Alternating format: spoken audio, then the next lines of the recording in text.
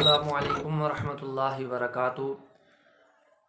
معزز ناظرین و سامعین، اللہ رب العزت کا جتنا بھی شکر ادا کیا جائے کم ہے کہ اللہ احکم الحاکمین نے ہمیں رمضان جیسا برکتوں والا سعادتوں والا مہینہ ایک بار پھر نصیب فرمایا ہے۔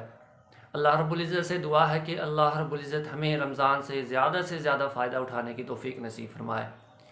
سامعین کرام، اگر آپ چاہتے ہیں کہ آپ رمضان کی پہلی فضیلت سے لے کر آخری فضیلت تک تمام فضیلتوں کو حاصل کر لیں، آپ کو دولت ملے، آپ کو شہرت ملے، آپ کو عزت ملے، آپ کو رزق ملے، آپ کی ہر نیک حاجت کو اللہ قبول فرما لیں، دنیا کی ہر نعمت، دنیا کی ہر سہولت، دنیا کی ہر خواہش آپ کی پوری ہو جائے، تو انشاءاللہ العزیز رمضان المبارک کے اندر آپ نے ان 3 دعاؤں کا خصوصیت کے ساتھ اہتمام کرنا ہے۔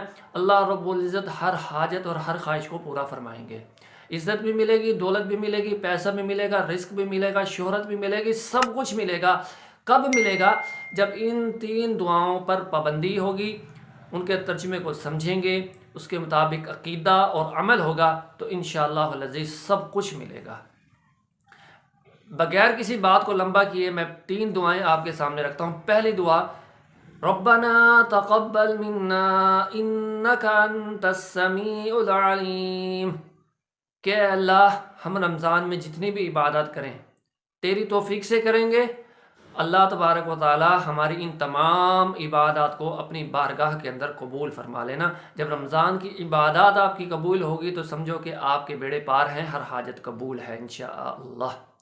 دوسری دعا، ربنا لا تزغ قلوبنا بعد اذ هديتنا وهب لنا من لدنك رحمة انک انت الوہاب، یعنی کہ اے اللہ ہماری رمضان کی عبادات کو تو نے قبول تو فرما لیا انشاءاللہ، لیکن ہمیں ان عبادات کے اوپر قائم و دائم رکھنا۔ اس کا مفہوم یہ ہے دعا کا، ہمیں ان عبادات پر قائم و دائم رکھنا جو ہمیں تو نے ہدایت دی ہے، اس ہدایت کے بعد ہمارے دل کے اندر ٹیڑھ پن پیدا نہ کرنا۔ جس طرح ہم رمضان میں عبادتیں کریں، رمضان کے بعد بھی اللہ تیری عبادتیں کرتے رہیں۔ جس طرح رمضان میں اللہ ہم سعادتوں کے، تیری بخششوں کے مستحق بنے ہیں، جس طرح رمضان کے اندر تو نے ہمیں عنایتوں سے مالا مال کر دیا ہے، رمضان کے بعد بھی اے اللہ ہمیں اسی طرح اپنے دین کے اوپر چلتے رہنے کی توفیق نصیب فرما دینا، آمین۔ تیسری دعا، ربنا آتنا فی الدنیا حسنہ وفی الآخرۃ حسنہ وقنا عذاب النار۔